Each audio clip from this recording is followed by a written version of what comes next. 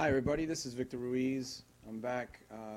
Right now, we're talking about a topic that I've come up with. It's called Psychology of Weight Loss, and it's 5 ways to a successful journey in this venture. How many of you out there are looking to lose weight, but have just always been struggling to do so and can't really find the right program? Well, it's not the program's fault. It's not your fault, quite frankly. It's a combination of everything, actually. So the 5 tips I'm going to give you today, 5 ways I should say, of how we should look at psychology of weight loss is we have to put into account a lot of different factors that influence our ability to be successful in this type of journey. But if we understand the psychology of weight loss, we're going to start to understand why certain things we go out for we can't necessarily accomplish. And there has to be a certain level of mindset involved in order for us to get going. So one of the things I do want to talk to you about is the 5 ways, like I said. So the first way is we need to have a vision. The vision is that you visualize yourself becoming a success in that particular journey. So let's say you wanted to lose 50 pounds. If you start focusing on the number, it becomes so overwhelming and insurmountable. It's so hard to actually even get started when you say, oh my God, I got to lose 50 pounds, I got to lose 60. Sometimes you may even have to lose 100. So the whole idea is, how realistic is it to say that you could lose 50 pounds in 6 months? Maybe you shouldn't be putting a time limit on that. You know, I would say give yourself a whole year. Give yourself 12 months and then break it down into smaller steps. So looking at the whole picture is looking at the vision. So one of my notes says here, visualize becoming a success story. How are you going to feel? How are you going to look?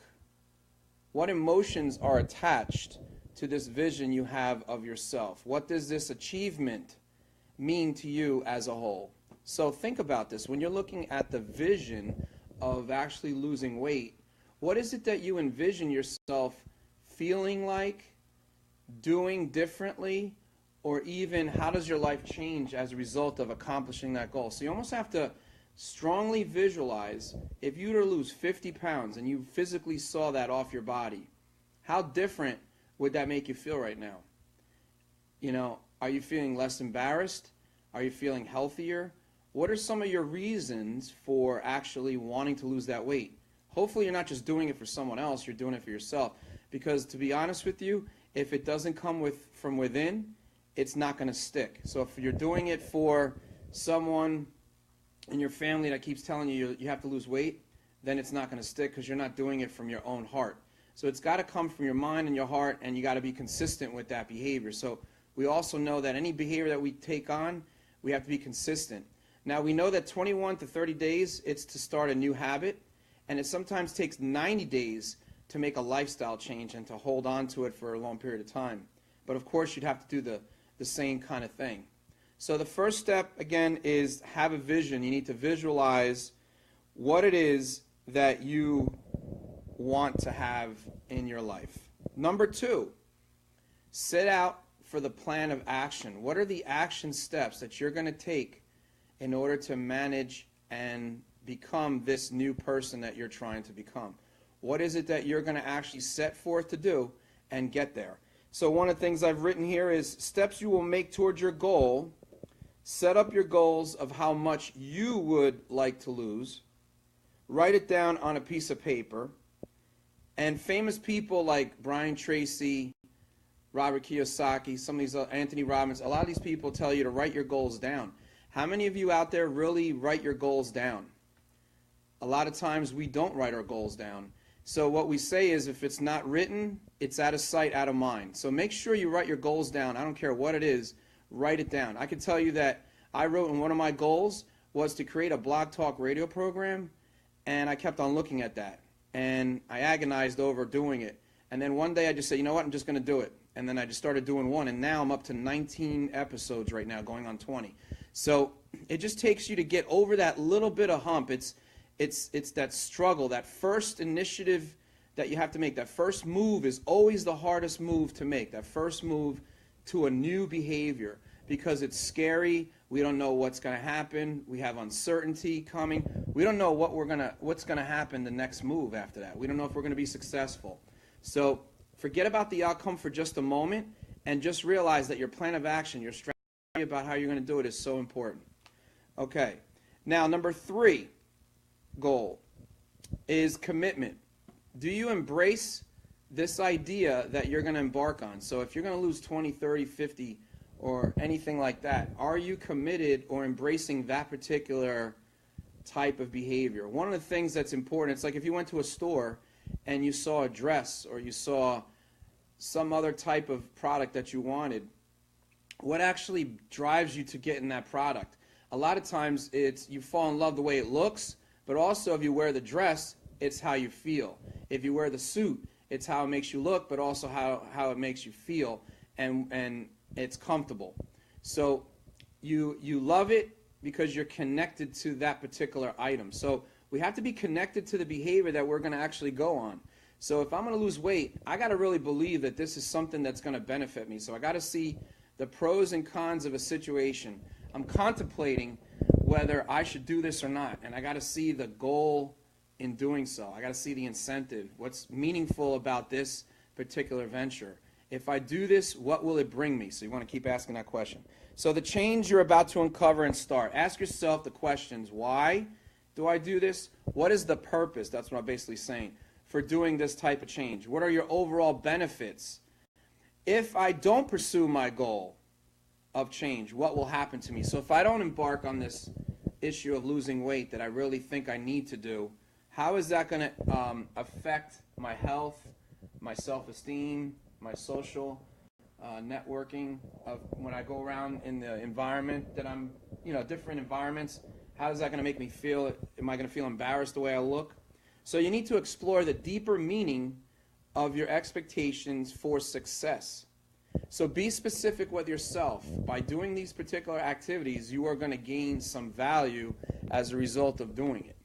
Now, number 4, the fourth method is readiness for change. I can't tell you how many times I've seen people when I've worked in my career, mental health and substance abuse, when I've seen people not really that committed to doing the issue of losing their idea of being able to stop drinking or stop using drugs. They're not really committed. They're more externally motivated.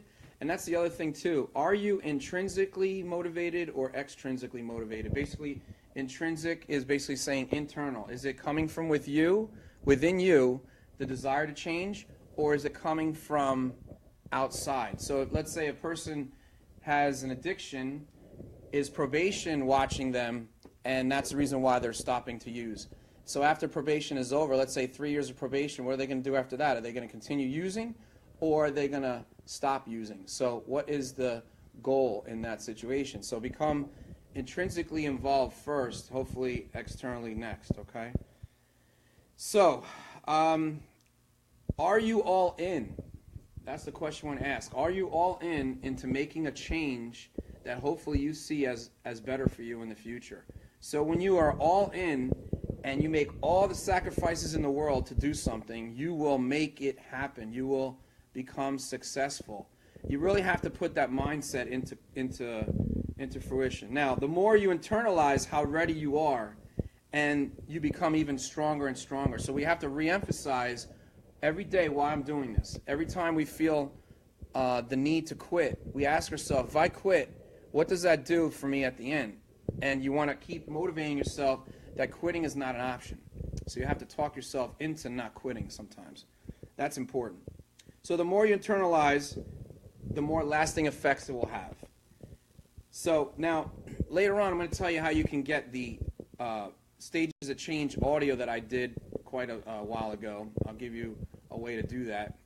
If you can reach out to me on Getting Healthy Today Facebook page that I'm on right now, I will definitely show you how you can get that audio that would also help you in learning about the 5 stages of change, which are pre-contemplation, contemplation, preparation, action, and maintenance.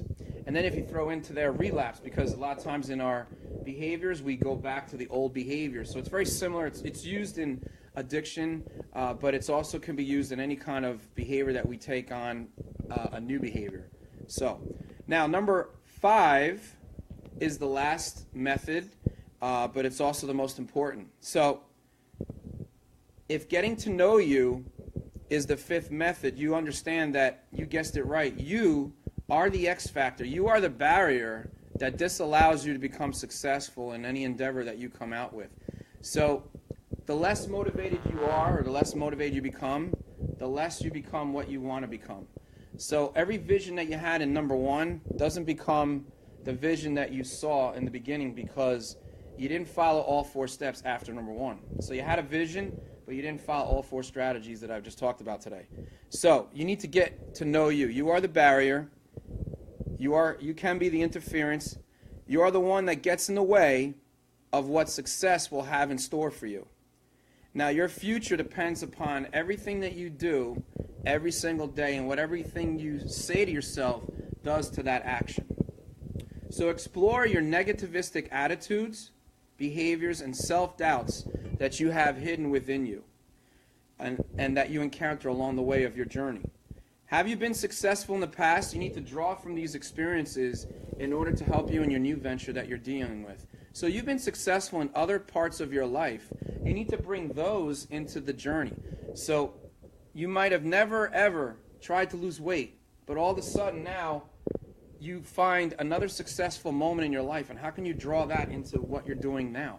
There was a time where I never was consistent in losing weight, and then I eventually became so strong about doing it that I lost 56 pounds, and then shortly after that, I lost almost 15 pounds past that. So these are all things that we can do as long as we believe in what we're doing is the right thing. Now, you might be too harsh on yourself, and you never allow yourself to be free from your past pain. So if you've been unsuccessful in the past, don't put yourself down to the point where you feel it's not going to happen now. It's very common for all of us to put down ourselves from before when we were unsuccessful. Maybe you weren't ready. If we go back to the 4th part of my methods of becoming successful in these journeys, we talk about the readiness for change. So maybe in the past when you were unsuccessful is that you weren't ready. Maybe you were young. Maybe you weren't mature enough in that decision making of that particular issue. Maybe you're not really committed to that step, and now as you realize the importance of something, now you're more committed. So you really can't go back in history and say, well, I was a failure, so therefore I'm going to be a failure today. That's not absolutely true, because we learn from previous behaviors. But if you convince yourself that that's true, then guess what? You are going to do that. Then you're going to be an unsuccessful person in your venture. So we need to be open-minded in our journey, and when you're experiencing these types of situations, it's called ambivalence or internal resistance. So when I've worked with people with addictions, they weren't ready to make a change in their addiction, but I asked them very different questions about their behavior. So I would ask them, why do you want to stop using? And they would say, well, I want to stop using because of my kid, my family. I said, okay, that's great, but let's just say one day you resent your family for making you stop using, and then you don't like them because they're holding you back. So you have to ask yourself, if you stop using, how come it can't be from within you? So when you stop using, you stop eating to the point where it gets you more weight, you have to ask yourself, why do I do this, and what's the motivation behind it? Why is the question, and the purpose is another question we have to ask ourselves. So remember, folks, 1 through 5. Okay, the 1 through 5. The first one is vision. The second one is plan of action. What plan of action do you have? What steps are you going to take in order to change? Number 3, what's the commitment behind the goal that you're looking for? Do you embrace this? Do you buy into this situation 100%, mind, body, and soul? You got to live, breathe, everything that you want to do. You got to be passionate about what you want. When you're passionate, oh my God, it becomes infectious. You want to keep doing it more and more. That's the kind of thing you want to start to create. You want to create an atmosphere is that I love this situation because I want to live this type of lifestyle. It's not just for a moment. A lot of times I think people just go and say, let's lose 50 pounds, and then they stop after that. They don't continue the lifestyle. I'm a firm believer of that, and I've done it myself. I've made mistakes where I've gotten off the beaten path and had to go back and lose weight.